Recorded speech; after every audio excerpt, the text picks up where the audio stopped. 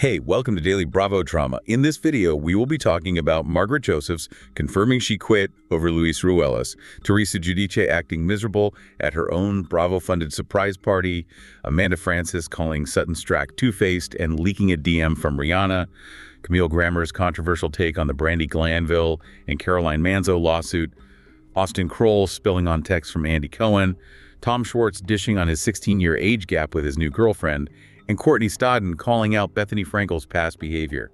We'll cover everything coming up in this audio.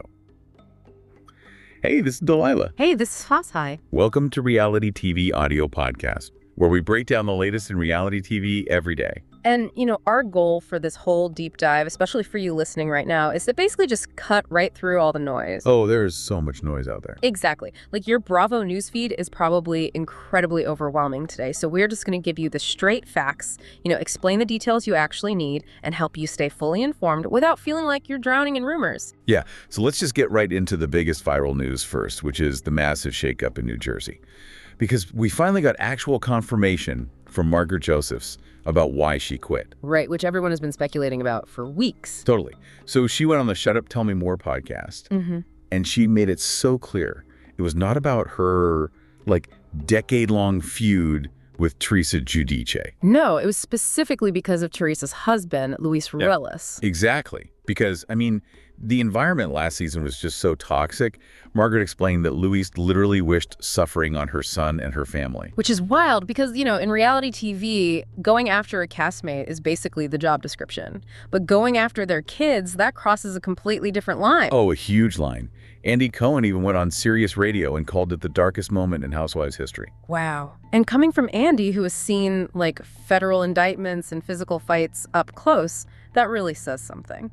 Right, and Margaret actually admitted that she feels like coming back for last season was just a flat-out mistake. Did she really say that? Yeah, she claimed production basically promised her she wouldn't have to be around Luis.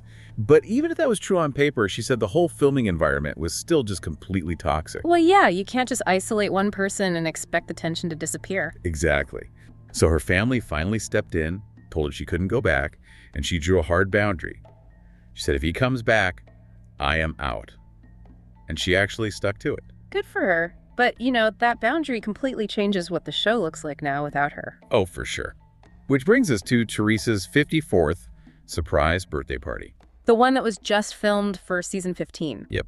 If you look at Instagram, it looks like this massive, super happy family event that Melissa and Joe Gorga supposedly threw for her. Right, but the behind-the-scenes economics of reality TV parties tell a totally different story. Because sources confirmed that Bravo actually paid for the whole thing. Wait, Bravo paid, not Melissa and Joe. Nope, the network funded it. So they are pushing this whole family reconciliation storyline, but really it's just a network-funded event. That makes so much sense. Because apparently, the vibe was completely off. People were saying Teresa looked visibly miserable the entire night. Think about it. She is used to a very specific, high-end luxury lifestyle now. Oh yeah, private jets, exclusive resorts with Luis. Exactly. And this party just did not hit that mark at all. The pacing was terrible, it ran way too late, and guests were literally leaving before they even cut the cake. That's so awkward. Was Luis even there? He was physically there, yeah, but he was actively avoiding the cameras the whole time. What? Probably because of the exact backlash Margaret just brought up. Jeez. But I also feel like a lot of the awkwardness comes from this completely new cast integration they are trying to do. Oh, the new women they brought in. Yeah. Xiomara, Juliet, Nashia, Vanessa, Deba, and Malvina. They're all in their 30s or early 40s. Which is a huge structural issue for the show. It really is. Think about it like this. Imagine you get dressed up to go to this super exclusive VIP club, right? Okay, I'm with you. And you walk in, but you realize you accidentally just walked into a high school reunion for a school you didn't even go to. Oh, wow. Yeah, that sounds horrible. Right. You don't know anyone. You share zero history with them. That has to be exactly how Teresa's feeling right now. How is she, or someone like Dolores Catania, supposed to have genuine, deep friendships with this completely different generation? They can't. You just can't artificially engineer 20 years of history in a few weeks of filming. And reportedly, Teresa is just dialing it in now. The authenticity just isn't there anymore. Yeah, it's rough. But speaking of casting issues, let's pivot over to Beverly Hills. because Amanda Francis is playing a huge game of roster roulette right now. Oh, the extra TV interview she just did? Yes, so she confirmed she hasn't actually been asked back for season 16 yet. But she's heavily weighing if she even wants to, right? Exactly. She's complaining about the massive time commitment. She pointed out that it's 3 solid months of filming and then 6 months of doing press and media. Which, for someone who runs their own business, that's a huge sacrifice of creative bandwidth. She said she literally wasn't having business ideas while filming. But, like, why complain publicly about a show you were clearly trying to get back onto? It's totally a public negotiation tactic. By talking about how much it costs her business, she's establishing her value to the network. Plus, she admitted the show gave her a massive boost in book sales and course signups. She's basically telling Bravo, I don't need your paycheck, so you need to court me. That is so calculated. Yeah. And she did not hold back on her castmates during this interview either. Oh, the word association game. Yes. She literally called Sutton Stracke two-faced. Wow. Based on what? She said Sutton was super nice to her at the reunion, but then Amanda went home, opened Instagram, and saw Sutton saying something mean in an interview. Yikes. Who else did she shade? She called Rachel Zoe a disappointment. She said Dorit Kemsley needs God to, quote, help her. And she said her relationship with Erica Jane is complicated. Did she have anything nice to say about anyone? A little bit. She said Kyle Richards is good, Kathy Hilton's a great show mom, and she called Bozoma St. John a strong, fiffing woman. Wait, really? Bozoma basically targeted her all season. I know.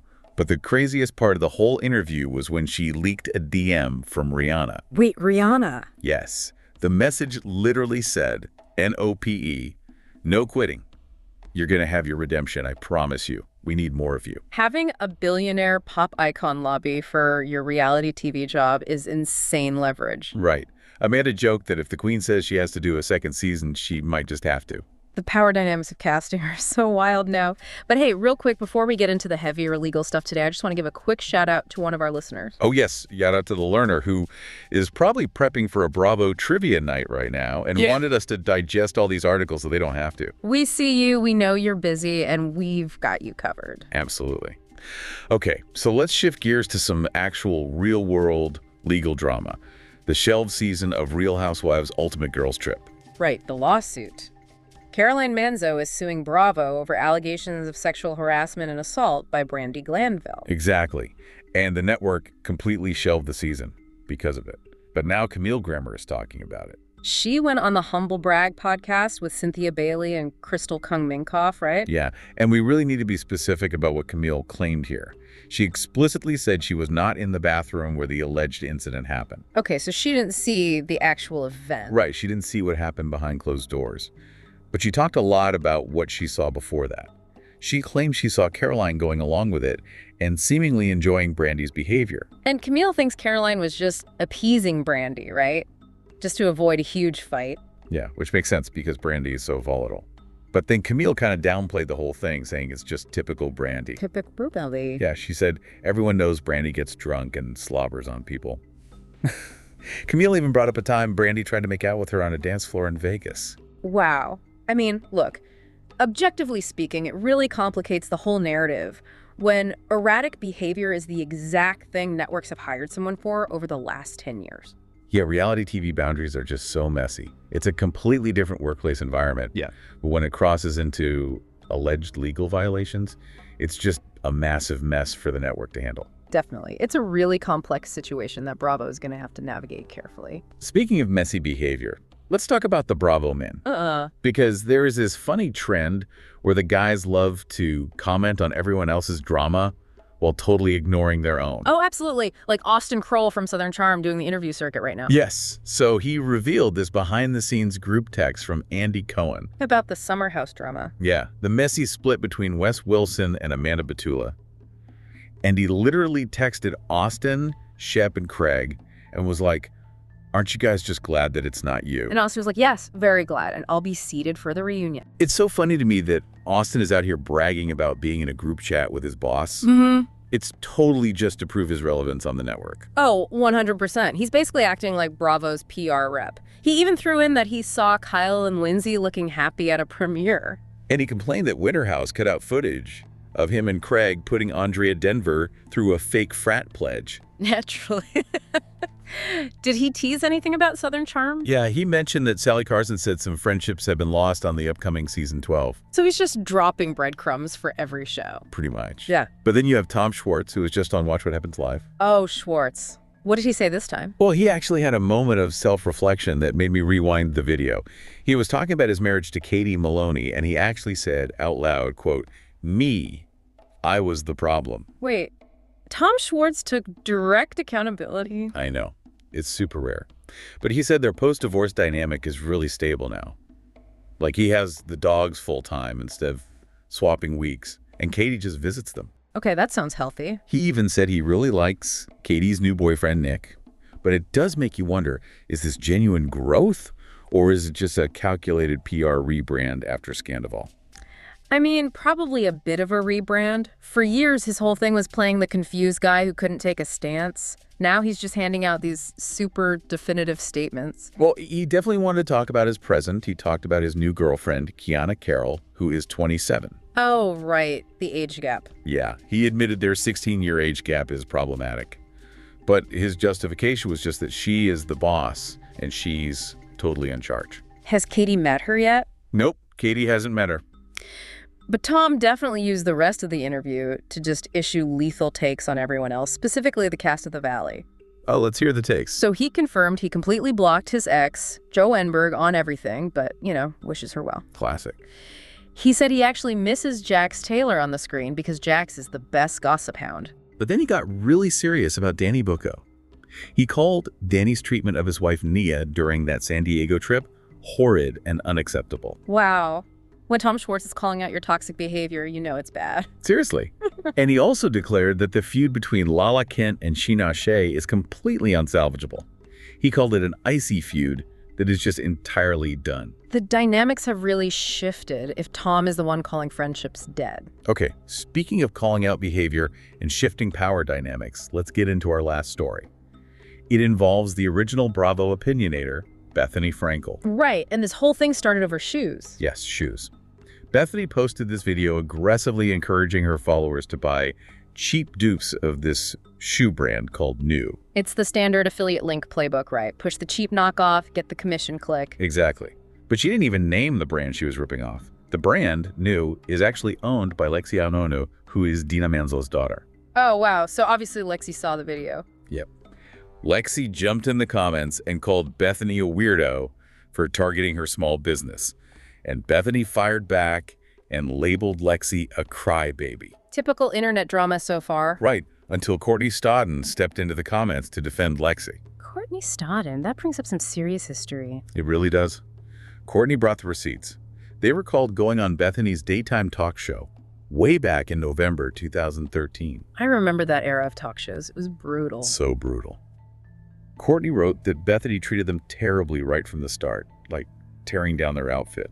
Courtney went on the show to share their story, but ended up leaving crying. Yeah, if you go back and watch that specific 2013 interview, the mechanics of daytime TV are just glaring. Courtney was only 19 at the time, going through a massive public divorce, and Bethany just grilled them. She called them promiscuous based just on how they looked. And didn't she guess their next career move would be adult films? Yes. On national television. It was so deeply demeaning, and I really think we need to push back on how that early 2010s talk show culture operated. Hosts like Bethany just tore down young women for daytime ratings. And the power was entirely with the host. The guest was just a punchline. Exactly. But Courtney actually expanded on their journey in a separate Instagram post recently, reflecting on the 15th anniversary of their marriage. Because Courtney was only 16 when they married a 50-year-old man, Doug Hutchison. Right. And Courtney wrote this incredibly poignant post saying that a child bride is not a love story. It is a child surviving adult trauma in plain sight. That is so powerful. Because just because a minor says I do doesn't mean they actually have the capacity to understand consent. Exactly. And Courtney shared that as a physical step to reclaim their autonomy, they are downsizing their breasts. They wrote that for the first time, their body actually feels like it belongs to them instead of the public that consumed it before they were even a woman. That is just a profound public reclamation of self. Courtney also thanked their supporters, specifically distinguishing them from just fans. Yeah, they said they felt very isolated in real life, but found strength in the people online who finally understand the context of what happened to them as a child. It really perfectly illustrates the media shift we were talking about. Back in 2013, a TV host had the final word. Today, individuals can use Instagram to provide their own context, reclaim their story, and call out historical behavior directly. Yeah, without needing a network's permission at all. Well, we have covered a massive amount of ground today looking at casting mechanics, PR spin, and media power shifts. We really have. And before we go, make sure you tune in tomorrow, because we are hearing whispers about a secret hot mic audio from a recent reunion that might just get leaked. And, we'll have the full breakdown. Oh, I can't wait for that. But for now, I want to leave you with a final thought to mull over. Just consider how reality TV has evolved. We started by talking about the brutal daytime talk shows of 2013, and today we're analyzing cross-show Instagram feuds and leaked DMs. Has the actual drama changed, or just the screen we watched on? Keep your eyes on the feeds.